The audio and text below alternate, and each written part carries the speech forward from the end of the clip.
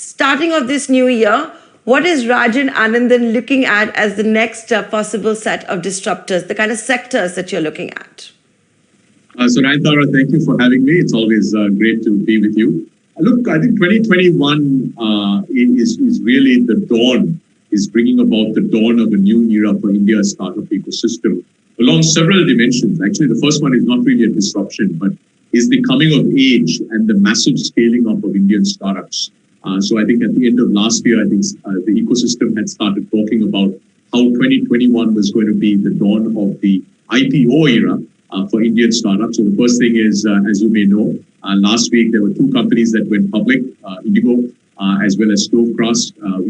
As Sequoia, we're very fortunate to be investors in both of those companies. But this is just the beginning. So I think 2021, we will see quite a large number of IPOs of Indian startups. And then over the next decade, we're going to see a large number of Indian startups. So that's, I think, the first thing. I think the second is what we're seeing is the acceleration along two dimensions, right? Both in terms of user growth for consumer sort of focused companies, but also in terms of revenue, Nayantara, right? So if you go back even 3-4 years ago, the idea that you could build $100 million revenue company, so call it a 700-800 crore revenue company in a couple of years was really unimaginable in our ecosystem. But today that is very much imaginable, right? You look at a company like a Whitehead Junior that got bought for over 2,000 crores. I mean, they were the fastest 0 to 100 million revenue company in India's startup ecosystem, and they did it in virtually no time, right? So I think that's the second big thing. And I'd say the third very, very interesting thing is we are seeing a massive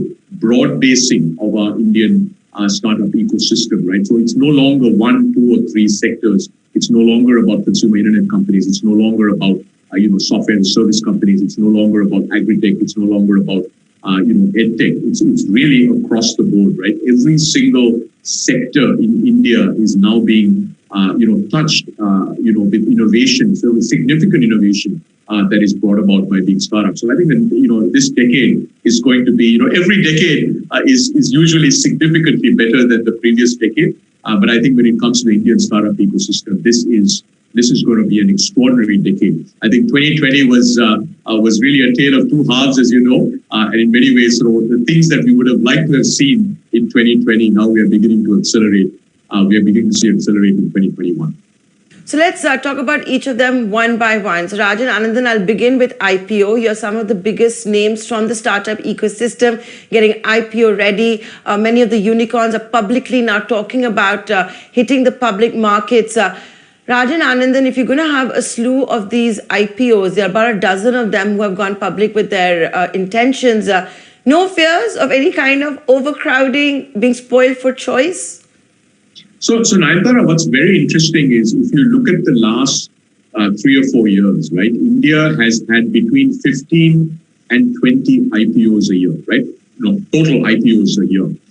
So now when you say, let's say, between 10 and 15 IPOs a year, we may not get from startup IPOs a year, right? Now that may not be the number for the year 2021, but certainly from 22, 23, we're going to easily get to that level of scale across the startup ecosystem, right? I'm not talking about a particular firm like Sequoia, but if you look at the entire ecosystem and look at all sort of the late stage startups, we are really well within striking distance of having 10, 15, possibly even 20 IPOs per year, in a couple of years. And so what you're really talking about, Nayantara, is an IPO market that's been really quite muted, right, over the last several years. I mean, you're talking about a nation like India, $3 trillion economy with a pretty very, very vibrant equity markets where we've had between 15 and 20 startups a year over every year per year over the last several years. So adding another, let's say 10 or 15 or even 20 IPOs really doesn't crowd out anything, right? If at all anything, I think we have a dramatic headroom for growth, in terms of the number of IPOs that can be done. And by the way, the two IPOs that happened last week were really Indian IPOs. But as you and I have talked about many times, going public in India is one option. But one of the things as an ecosystem, we've been really, very, very keen on this ability to directly list Indian companies on international exchanges, and we're hopeful that we're going to see that come to fruition as well, and that will open up yet another sort of a mega avenue for a certain profile of technology startups to go public and raise large amounts of capital. Of course, we are all on standby for the direct overseas listing. The Prime Minister himself has spoken about it as part of the larger Atmanirbhar package. So Rajan Anandan, the other interesting thing you said was, it doesn't matter whether it's e-commerce or whether it's agri-tech, etc., etc. In 2020, you of course saw many disruptors, which also had become a necessity. For example, edtech. You had to embrace edtech, right? You wanted your kids to study, you wanted to upskill, etc. So if you look at it sectorally, do you think these kind of sectors will stay as hot? You've got a vaccination program which is being rolled out. Won't there be a fatigue of the screen as well? Online grocery, for example, has already started coming down, for example. So I think, look, basically, if you think about, industries that had significant tailwind due to COVID, right? So EdTech obviously was a huge beneficiary. Digital health was another beneficiary. We talked about e-commerce, right? Especially grocery, but also other parts of e-commerce. All of these were significant.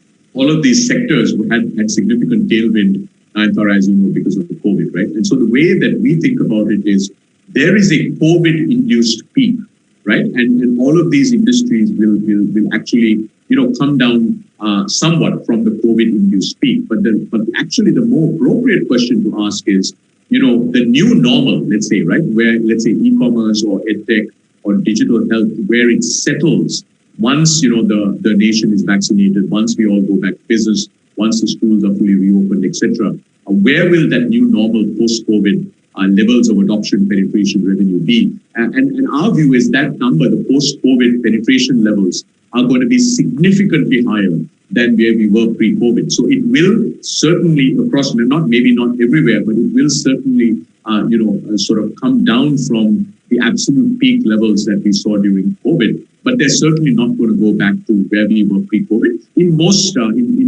sectors, right? Especially sectors like edtech, like e-commerce, like digital health, and many others. Like if you look at companies, for instance, right? So one of the big waves that we saw, acceleration that we saw, was in SaaS companies, especially collaboration software, remote work software. Yes, you and I may not spend, I think I'm now spending between 12 and 14 hours a day on Zoom calls. Once we go back into the office, certainly we won't spend 12 or 14 hours a day. But, I may not make as many visits to a Singapore or a Vietnam or an Indonesia or a US or a China that I used to, before COVID, because now that I know that all of us know, right? All of us know that we can get a huge amount done, through this medium, right? So, for instance, I don't know how many guests you're going to have coming to the studio as Nayantara, right? Because you can get many more guests if you're doing it in this sort of format. So I don't think we're going to go back exactly to where we were. We'll go back to a level which will be much more digital than we were, let's say, 11, 12 months ago. So then can we say that for this decade, the new decade, the real disruptor could actually be the change in consumer behavior? It may go revert to the old normal a little bit, but like you're saying, it's never going to go away. Would you say that could perhaps be the big disruptor for this decade? Look, I think there are going to be many disruptors for this decade. Nayantara, there are going to be new kind of technology platforms. You're seeing geopolitical disruptions. You'll see sort of massive energy disruptions, and so on and so forth. But one of them certainly would be changing consumer behavior. So I wouldn't say there's one disruptor, but consumer behavior. Look, I mean, if you talk to experts who deeply study and understand consumer behavior, what they say. My dear friend Lakshman Narasimhan, who's the global CEO of Reckitt Benckiser, says this all the time, which is if a consumer does something every single day for 60 days, their behavior changes, right now. As all of us know, we've been doing lots of things very differently, not just for 60 days, not for 90 days, not for 120 days, for what is soon going to be almost a year, right? And as a result, I think absolutely. I mean, I think consumer behavior. I mean, you should, all of you watching this should ask yourselves, right? Which is, what are those behaviors that have changed, and which of those might you go back to the exact old behavior, or will you stick maybe closer to the new behavior? I can tell you, business travel, right? In the year 2018, I was on a flight, Nayantara, every single week including the week of Diwali, right? Because I was traveling all over the world. If you ask me, am I ever going to have another year in my professional life where I'm going to spend every single week on a flight? And the answer is an unambiguous no, right?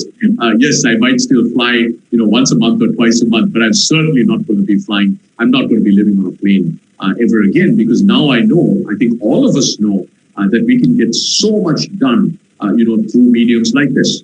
So, the point whether we've reached also is on the back of a great technology, which was the smartphone.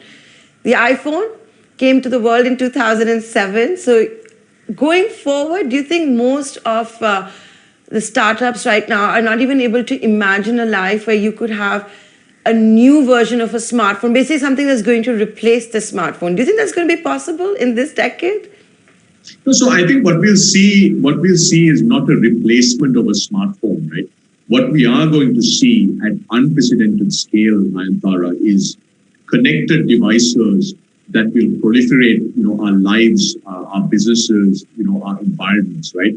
So, for instance, think about, connected watches. Think about connected devices. So at Sequoia, we have an investment in a company called Twin Health. India is the diabetes capital of the world. We have 70 million diabetics, but it's actually a IoT device that you kind of put on your arm, and it starts measuring all your body vitals, right? And therefore can start recommending sort of what you should be eating, what should you be doing to control your diabetes. But that's a connected device. So it's not about really replacing the phone. So many ways, right? Look, I'm still on a laptop. It's not a desktop, but it's a laptop. So it's sort of like a desktop. I'm still using my laptop, right? But on the other hand, the phones came by, I started using it. So I think what we're going to see as consumers is just a proliferation of different kinds of devices.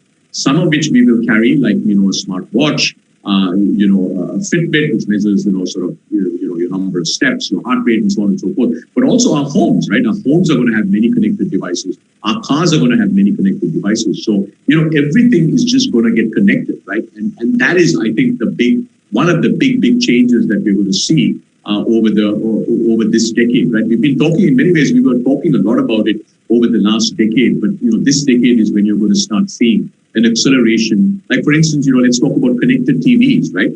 There's no reason that by the end of 2030 we're going to have over 500 million connected TVs on broadband networks. Now, how does that change everything, right? Because all of a sudden now the television screen is going to be connected to the internet on broadband networks. So not only can you get sort of television the way that you and I think about it, but you're going to have the internet accessible through your television. So I don't think the phone is going anywhere. The phone is going to continue to be your personal device that you're going to spend a lot of time on. But your level of connectivity, meaning you're not just going to be connected through your smartphone, but you're going to be connected everywhere you go, right? And you'll have many connected devices even just on your own body. And for that, Rajan, won't it become even more necessary for India to get its 5G plan ready to roll it out so we don't miss the 5G boat? Because a lot of what you're talking about will depend on that. Yeah, look, I think, Nayantara, as you know well, everything happens in India. Some things take just a little longer, but when they happen, and they happen at unprecedented scale, right? India was not the first to 4G, as you know, Nayantara. Today, we have the fastest 4G networks in the world. 16 gigabytes per user per month of data consumption, okay? There is no other country in the world that comes even close. As you and I have spoken about, 4 years ago, India did not have a digital payments ecosystem. In the year 2020, at the end of it, we had by far the most advanced digital payments ecosystem in the world. So with 5G, Nayantara, I think we're going to see the same thing. Look, we may not be the first or the second or the third or the fourth. The question is, I don't really care whether we are the first, second, third, or the fourth.